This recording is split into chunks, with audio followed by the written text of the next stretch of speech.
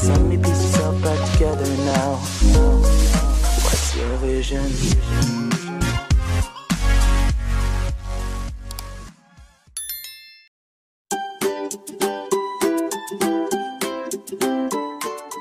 Baik, assalamualaikum warahmatullahi wabarakatuh. Jumpa lagi dengan saya Qobla Harumika di YouTube Qobla Harumika.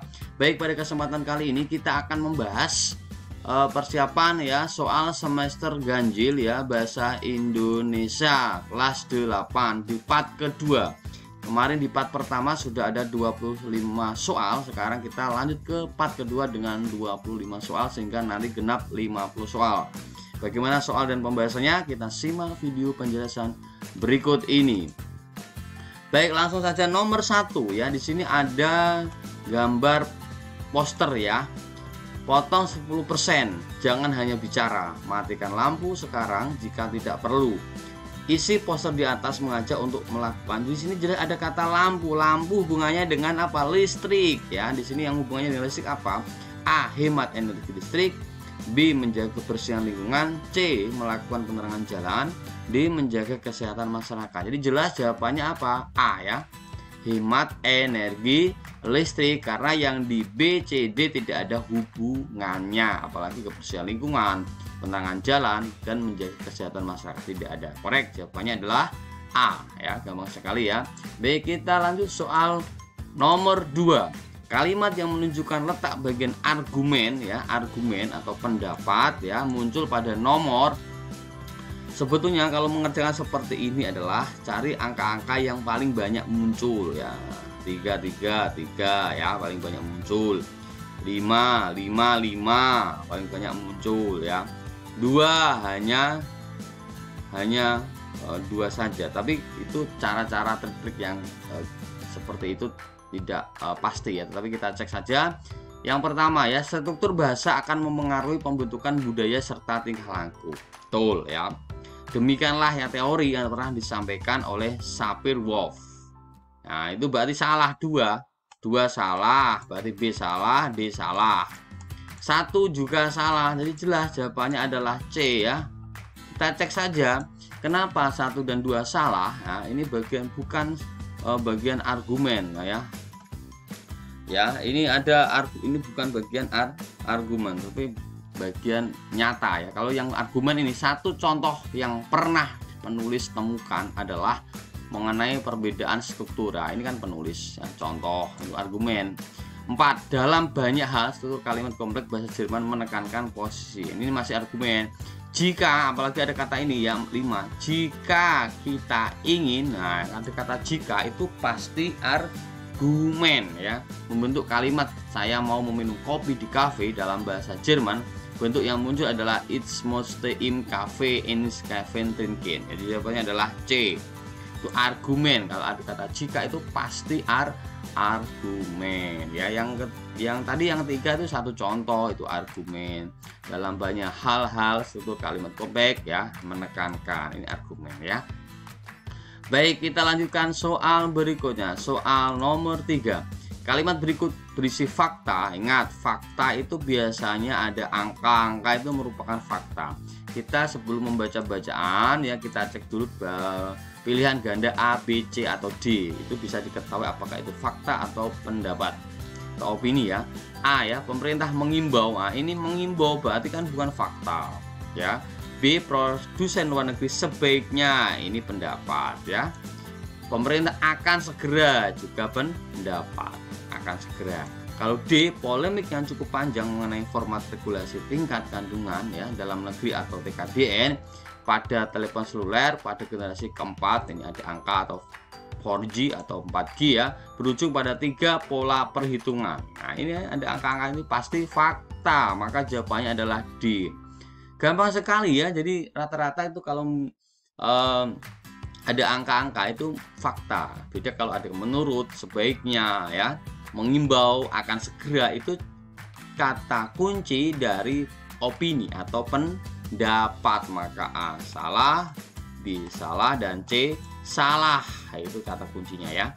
Baik, kita lanjutkan soal berikutnya. Soal nomor 4. Pola pengembangan paragraf tersebut adalah, nah ini ada pola ilustrasi, pola perbandingan, pola umum khusus, pola khusus umum. Kita cek ya. Pemerintah juga telah mengupayakan terwujudnya pendidikan karakter ini, yaitu kurikulum pendidikan terbaru, yaitu kurikulum 2013. Ini membahas kurikulum 2013 ya. Melalui kurikulum ini, pemerintah berusaha menggali potensi dan menanamkan karakter. Nah, ini karakter pada siswa. Karakter yang toleransi terhadap suku, agama, bahasa, kebudayaan, dan adat istiadat. Ini tentang kurikulum 2013. Indonesia merupakan negara yang memiliki beragam kebudayaan. Ini bahas Indonesia ya. Nah, ini. Jadi apa yang di bagian awal itu kurikulum 2013. Di bagian ini ya, Indonesia merupakan negara yang memiliki beragam kebudayaan. Jadi nggak bahas tentang kurikulum, tapi memang Indonesia itu negara yang memiliki beragam kebudayaan, bahasa, kepercayaan, dan adat istiadat. Jadi apa? Perbandingan ya.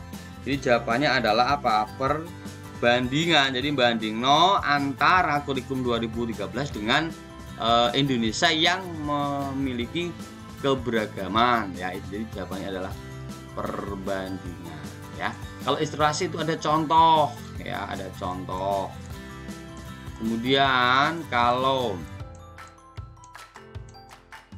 yang umum khusus itu pernyataan umum, kemudian khusus ya kan, kemudian khusus atau penjelas. Jadi yang umumnya itu terletak di awal, tetapi kalau yang khusus umum ya dibalik, khusus atau penjelas. Kemudian di bagian akhir ini menjadi umum. Nah, itu pola dari khusus umum. Jadi jawabannya adalah B ya, membandingkan tadi kurikulum 2013 dengan Indonesia yang memiliki keberagaman kebudayaan yang mirip-mirip ya. Baik, kita lanjutkan. Soal nomor 5. Kalimat utama pada paragraf tersebut ya. Rata-rata kalau pertanyaan tentang kalimat utama kalau semacam ini itu 99%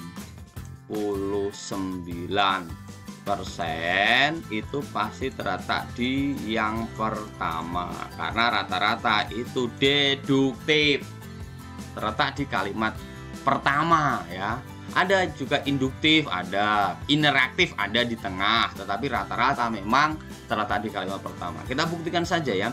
Setiap perusahaan bisnis yang berhasil harus, kalau ada perintah, ada kata-kata perintah harus, itu pasti menjadikan rujukan itu kalimat utama. Kita cek saja kalimat kedua.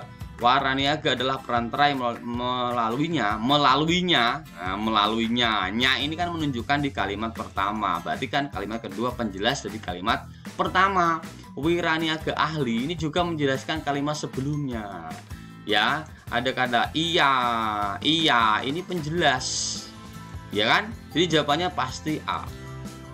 Apalagi ada kata kunci harus, seharusnya, sebaiknya, itu kan argumen, tetapi argumen itu kalau diletakkan di yang pertama itu menjadikan gagasan atau kalimat utama. Gampang sekali. Jadi ada kata-kata harus yang terletak di awal itu gagasannya ya.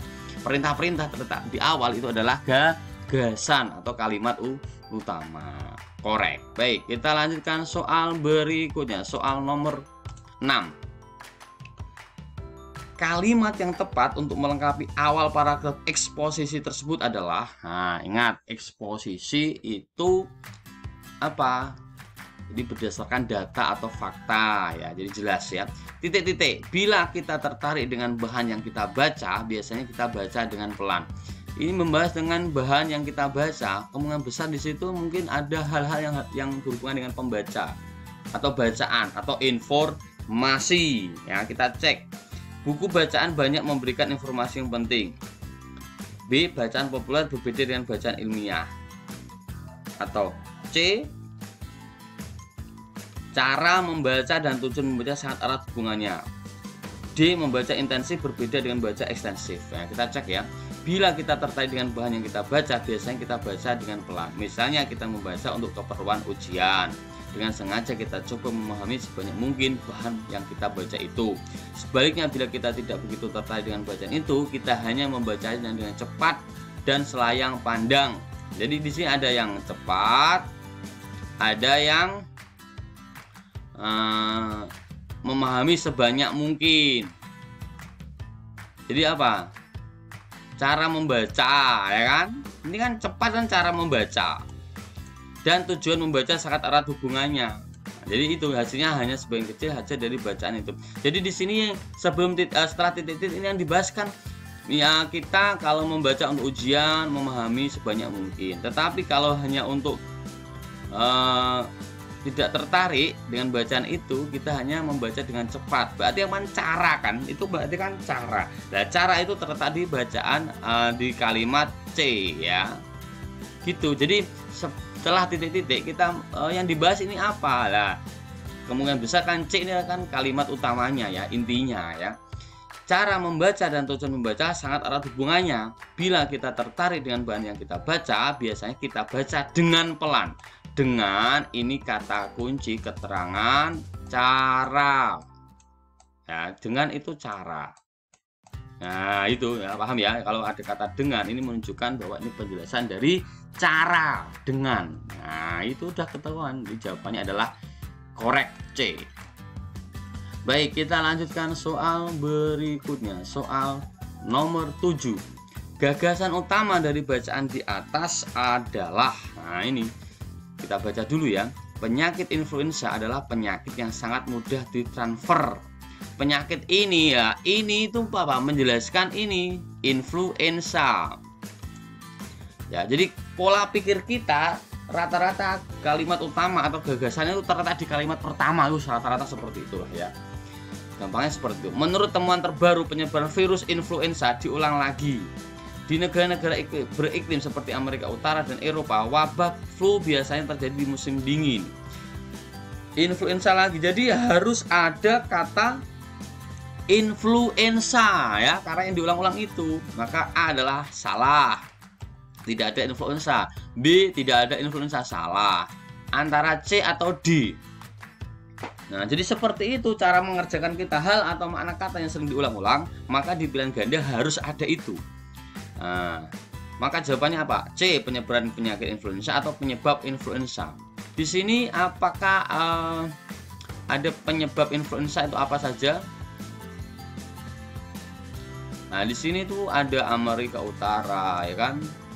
Ini ya, kita baca ulang. Penyakit ini menyebar melalui kontak langsung dari satu orang ke orang lain.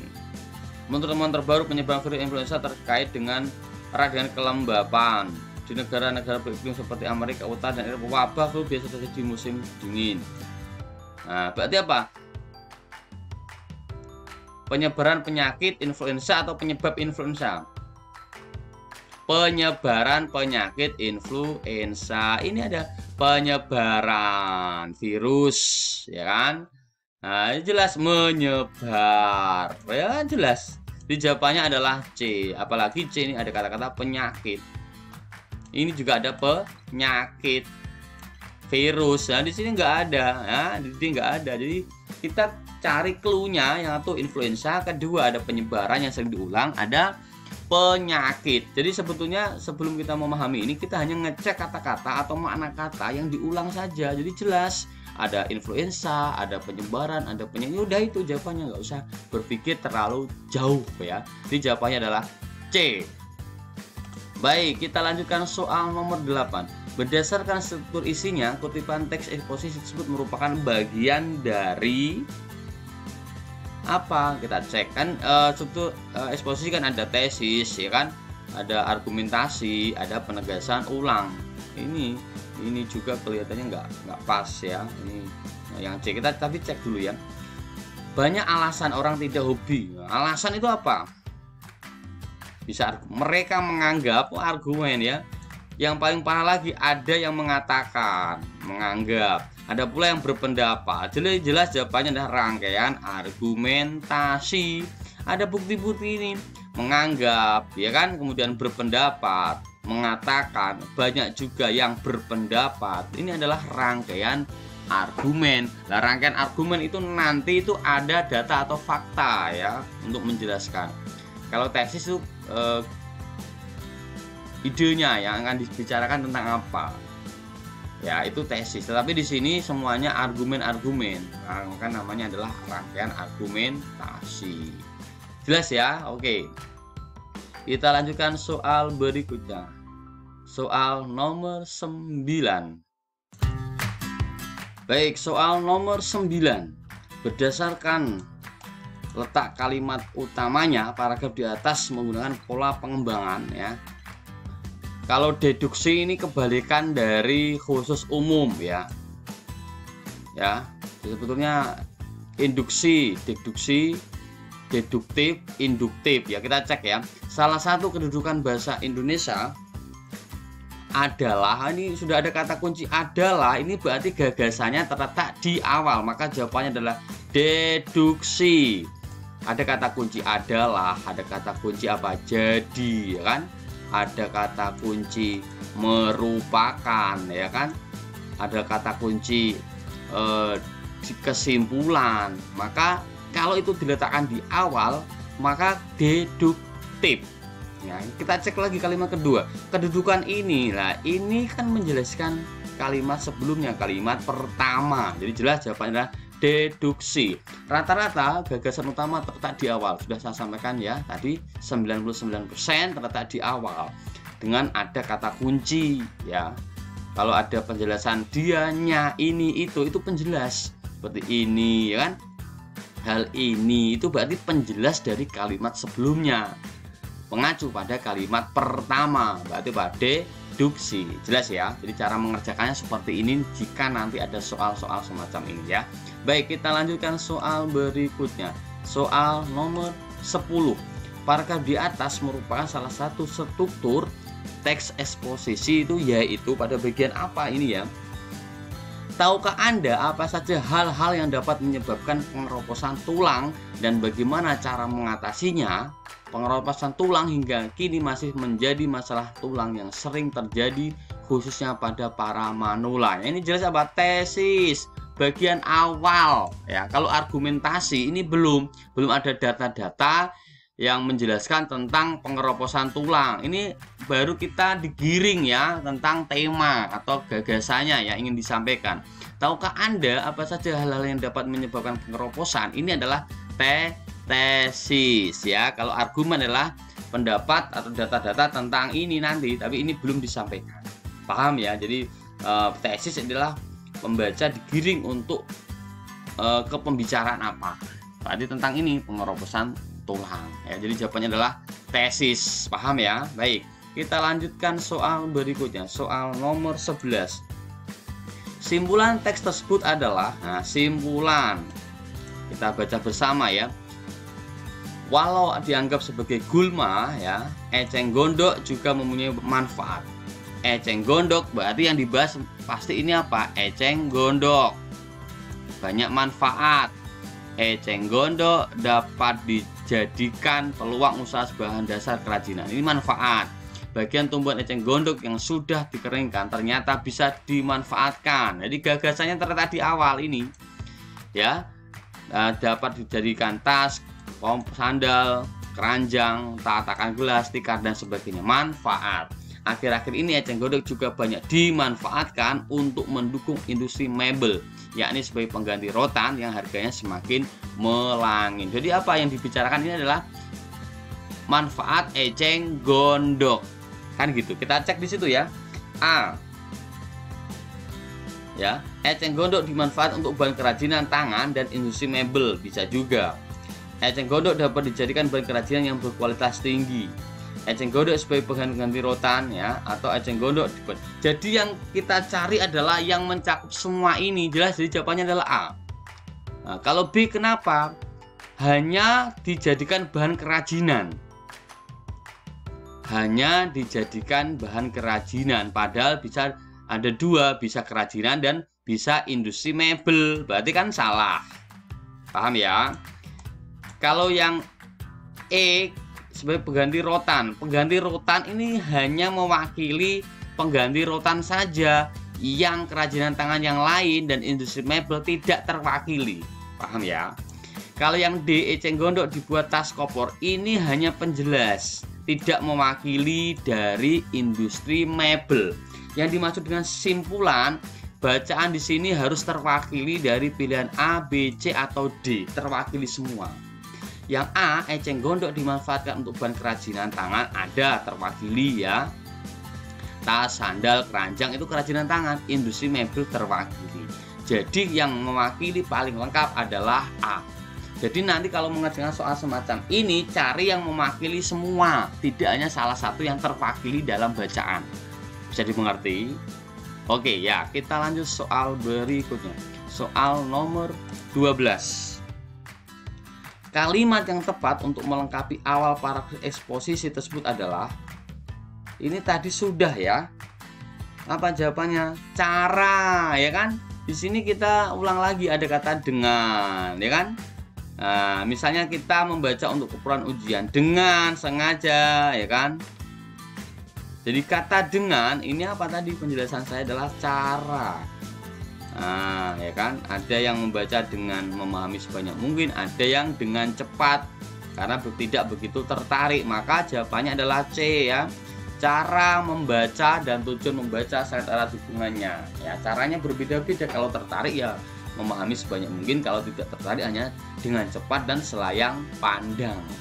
Jadi untuk mengerjakan titik-titik ini sebelumnya ya, saya ulangi, kalimat setelahnya adalah membahas apa? Nah, kesimpulan. Jadi pola pikir kita semacam itu. Jadi kalimat pertama itu rata-rata sebagai kalimat utama atau gagasan utama. Rata-rata ya, tidak mutlak seperti itu. Baik, kita lanjutkan soal berikutnya. Soal nomor 13. Kalimat yang menunjukkan letak bagian argumen muncul pada nomor, ya kan? Tadi ya, sudah kita bahas tadi ya. Di jawabannya adalah C ya. Nah, ini satu contoh, ya kan? Kemudian dalam hal banyak hal, jika ya, tadi saya ulangi lagi, jika. Jadi jika itu argumen. Baik, jawabannya adalah C. Kita lanjutkan soal berikutnya, soal nomor 14. Suasana puisi di atas adalah bintang. Ya. Malam dengan sayapnya hitam, ada kata hitam loh ya, melindungi diriku dari marah bintang. Yang aku berani hanya berbisik di bayang malam membuka rahasia bintang. Makin larut malam aku makin takut akan buta mataku disiloti. Ada takut, ada hitam. Apakah gembira? Salah. Apakah sedih? Salah. Apakah mencekam? Mungkin. Apakah menakutkan? Mungkin. Jadi yang paling tepat adalah menakutkan. Beda antara menakutkan dengan menekam itu beda ya. Kalau mencekam itu lebih dari menakutkan. Mungkin di situ ditambahi lagi dengan peristiwa pembunuhan ya. Pokoknya yang di atasnya menakutkan. Jadi tingkatannya itu menakutkan, ada tindakan yang terjadi yang dialami oleh tokoh ya. Jadi kalau mencekam itu di atas menakutkan, jadi takut kemudian baru mencekam. Jadi gambarannya seperti menakutkan seperti ini, lihat ya. Kalau mencekam ada kejadian yang luar biasa menakutkan. Jadi jawabannya adalah menakutkan. Paham ya? Jadi beda tingkatan antara menakutkan dengan mencekam. Jadi mencekam itu misalkan ada kejadian pembunuhan ya kan, kemudian di situ suasana juga gelap gulita, ya itu mencekam. Nah, menakutkan itu di bawahnya mencekam, biasa ya, takut yang biasa itu menakutkan. Oke ya, gitu.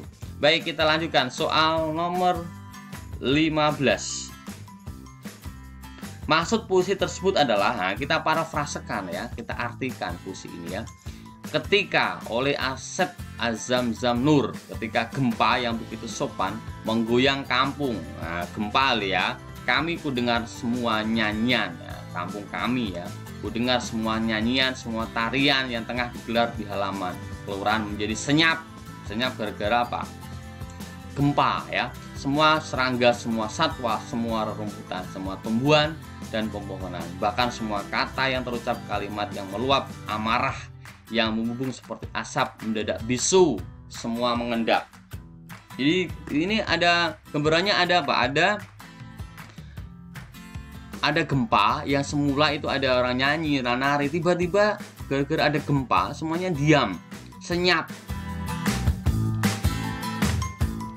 ya, dan gara-gara gempa ya, takut mengendap ya. Kita cek mengendap ini berarti meminta melarikan diri, dalam arti mencari perlindungan ya. Kita cek apakah jawabannya bencana yang melanda di sebuah kampung yang sedang mengadakan pesta. Mungkin ketika bencana melanda tak ada yang bersuara dan berusaha, nah ini menyelamatkan diri, ini kan ini mengendap ya.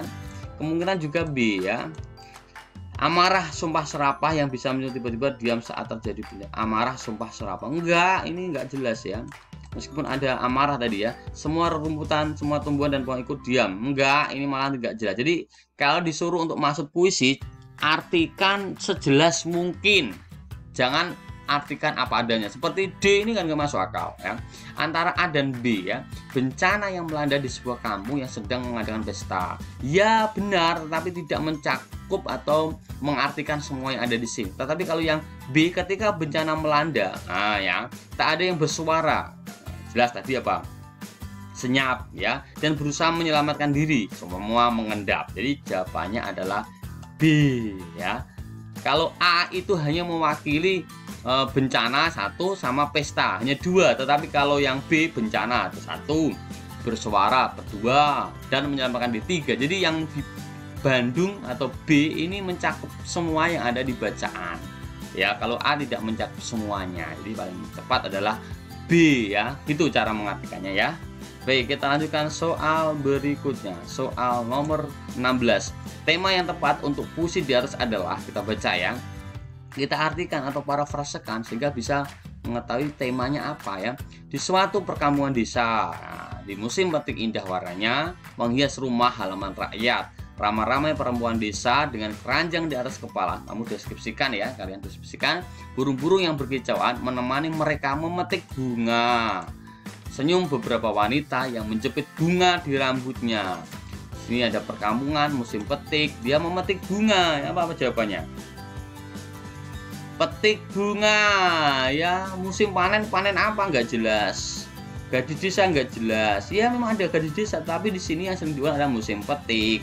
Ramai-ramai perempuan desa berbondong-bondong ke musim petik bunga. Untuk apa? Memetik bunga. Nah, kalau musim bunga ini ya, tetapi apa yang difokuskan? Petik bunga. Diulang, ada memetik bunga, yang menjepit bunga di rambutnya kan dipetik dulu, musim petik, maka jawabannya adalah C. Jadi cara mengerjakan semacam itu ya. Kata atau makna kata yang sering diulang itu apa? Musim panen apa? Tidak jelas. Gadis desa tidak mencakup semua. Musim bunga, iya, tetapi apa? Oh, musim bunga yang dipetik atau petik bunga. Difokus ke situ ya. Baik, jawabannya adalah C. Baik, nomor 17 ya. Amanat puisi tersebut adalah, nah, kita disuruh mencari amanat atau pesan kebaikan ya. Pesan kebaikan, kita baca ya bersama. Suka duka kita bukanlah istimewa, karena setiap orang mengalaminya. Hidup tidaklah untuk mengeluh dan mengaduh. Hidup adalah untuk mengolah hidup, bekerja, membalik tanah, memasuki rahasia langit dan samudera, serta mencipta dan mengukir dunia. Jadi hidup itu tidak hanya mengeluh ya, tetapi untuk mengukir atau mencipta. Kita cek ya, amanatnya apa?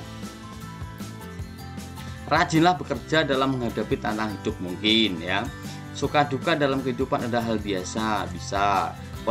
Hidup ini penuh dengan rahasia, bisa. Hidup untuk diperjuangkan, tidak untuk dikeluhkan. Nah, mana jawabannya yang paling tepat?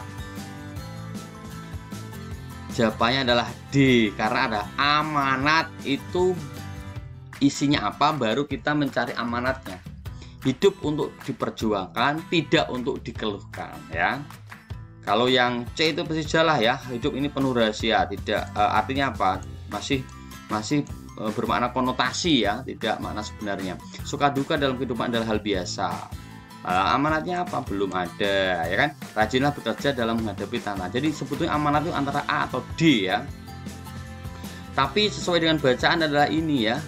Hidup untuk diperjuangkan, tidak untuk dikeluhkan ya. Jadi gitu jawabannya. Baik, kita lanjutkan soal berikutnya, soal nomor 18. Unsur yang lebih ditonjolkan dalam puisi di atas adalah, jadi yang kita cek itu rimanya dulu ya. Jadi yang pertama kita cek itu rimanya dulu, yang bisa dilihat oleh mata kita dulu ya. Jangan kita mencari majas. Kalau majas itu dipahami dulu, rima dulu yang kita cek. Kalau tidak ada, kita baru cek ke diksi.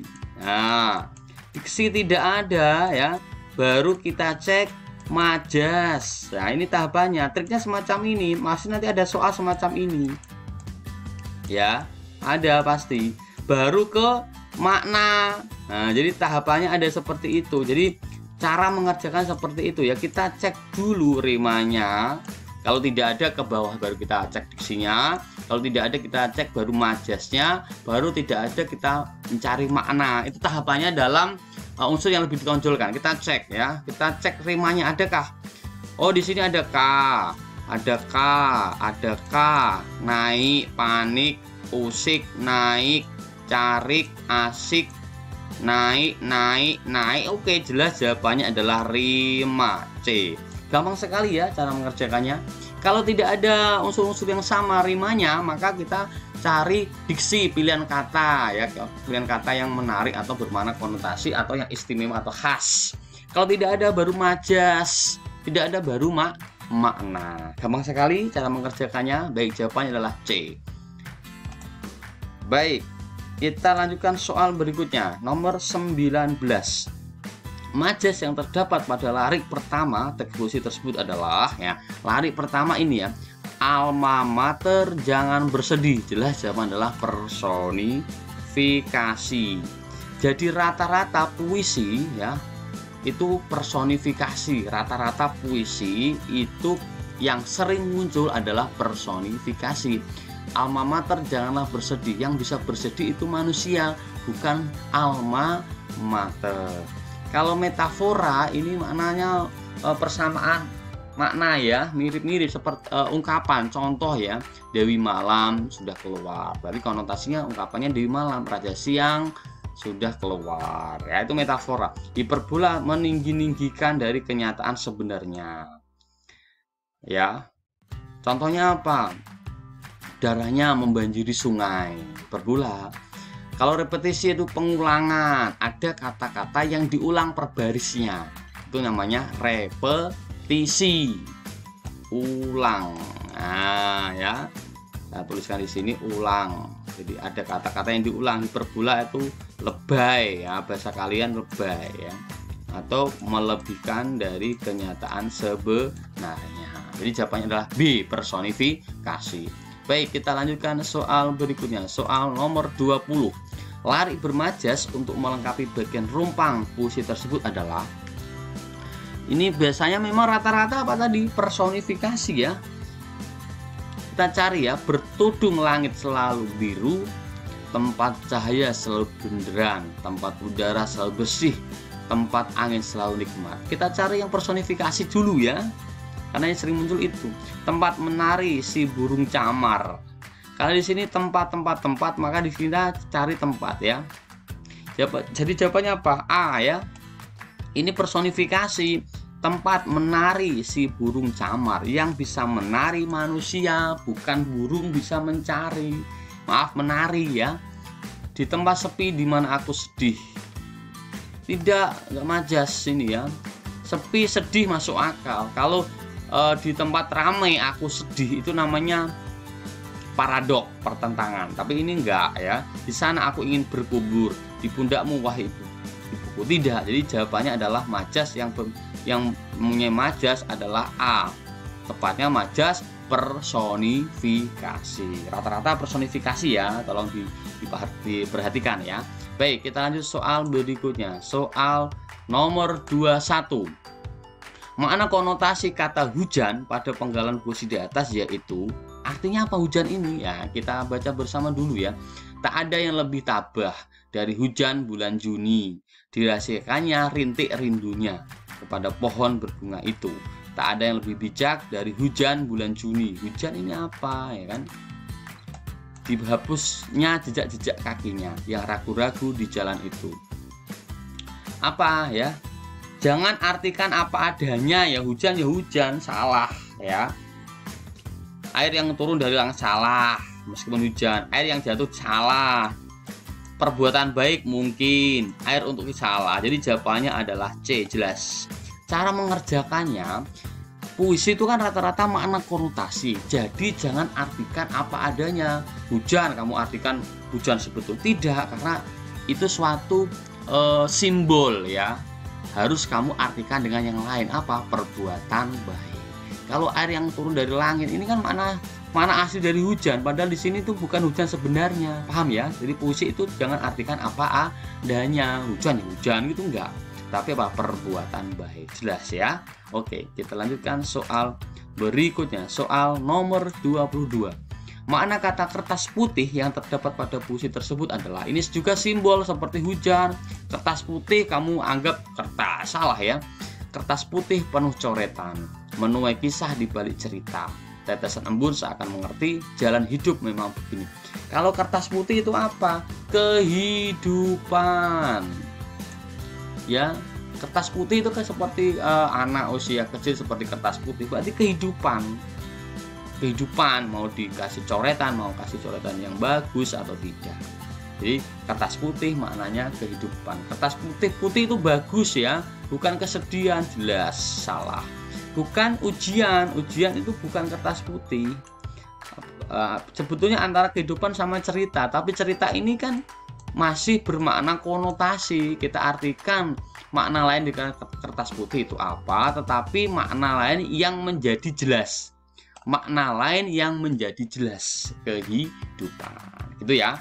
Baik, kita lanjutkan soal berikutnya. Soal nomor 23. Imaji atau citraan yang terdapat pada kutipan puisi di atas adalah, ini mungkin sering muncul, nanti akan muncul dalam soal ya. Imaji, pendengaran, penciuman, perabaan, penglihatan. Yang paling dominan apa ya? Kita cek bersama. Pada suatu hari nanti suaraku tak terdengar jelas, citraan pendengaran. Jadi seolah-olah bisa didengar betulan ya, suaraku kan dengaran. Tapi di antara lari-lari saja ini namamu selalu bergema. Bergema juga apa? Pendengaran. Apalagi perasaan nggak ada di sini ya. Suara terdengar, tak terdengar itu adalah pendengaran. Jadi citraan itu hubungannya dengan panca indera, seolah-olah dapat didengar, dapat dicium, dapat dirasa, dapat diraba, atau dapat dilihat. Jadi jelas jawabannya adalah A. Gampang sekali ya, ini tolong diperhatikan, insya Allah sering muncul ya. Baik, kita lanjutkan soal berikutnya. Soal nomor 24. Puisi yang sesuai dengan ilustrasi di atas adalah, nah kita cek saja. Ku berdiri terpaku di tepi pantai. Nah, ya kan, melihat keindahan alam di sekitarnya. Di mana? Di pantai. Burung-burung berkicau merdu. Matahari pagi mulai bersinar dari arah timur. Jadi berdiri pagi hari ya, keindahan alam di pantai. Pagi pun mulai datang seperti hatiku yang penuh ceria. Jadi dia ceria pagi hari, lihat matahari di pantai. Intinya itu ya, kita cek.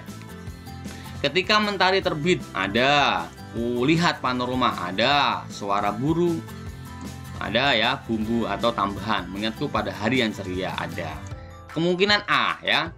Kalau yang B, aku kagum memandang burung-burung berterbangan kian kemari mengelilingi pantai gelombang. Nah, tidak ada yang ini ya, ceria.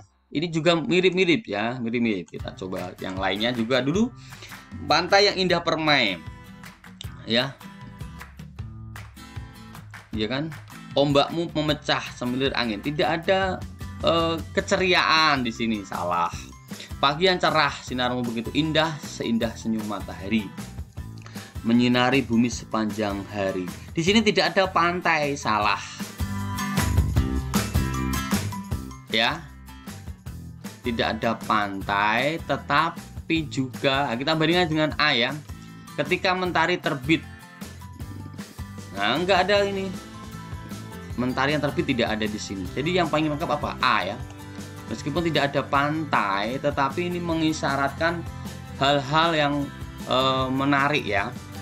Mentariku yang datang, mentariku yang bersinar, mengingatkan kepada hari yang ceria. Suara burung berkicau, ada burung berkicau.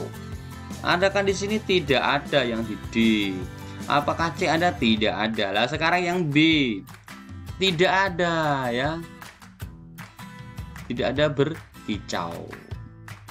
Padahal di situ ada kicau burung. Jadi jelas yang paling lengkap sesuai dengan kalimat atau ilustrasi di atas adalah A. Cari yang paling lengkap dan paling mewakili semuanya ya. Itu jawabannya. Baik, soal berikutnya soal yang nomor 25, yang terakhir ya. Puisi yang tepat untuk melengkapi puisi di atas adalah: matahari begitu menyengat sampai-sampai angin sepoi tak mampu menyejukkan badanmu. Jadi panas ya. Asap hitam mengepul tiada kuhiraukan. Beginilah nasib penjual koran di Simpang 5. Jadi hal-hal yang berat, panas ya. A. Badan panas dan dingin tiada lagi kuhiraukan. Enggak ada dingin, salah. Angin kembali bertiup sepoi-sepoi, aku hanya duduk di bawah pohon. Enggak ada. Apalagi menikmati, ini enggak ada. Aku bersyukur sekalipun panas ya, tak mampu mematahkan semangatku, ku ketuk kaca-kaca mobil. Ada urutannya ini ya. 5.000 ku sibuk menawarkan dagangan asonganku sekalipun aku terasa lelah. Di sini ada 3, maka 3 ya. 5.000. Nah, sebetulnya yang paling tepat adalah C ya. Alurnya sesuai ya. Aku bersyukur sekalipun panas begitu terik, tak mampu mematahkan semangatku. Tadi kan terik ya, panas ya. Ku ketuk kaca-kaca mobil sambil kutawarkan daganganku. Jadi yang paling tepat adalah C. Ya, itu yang dapat saya sampaikan. Semoga penjelasan saya dari nomor 1 sampai 25 menjadikan lebih paham ya. Jika belum paham bisa ditanyakan di kolom komentar. Terima kasih dan assalamualaikum warahmatullahi wabarakatuh.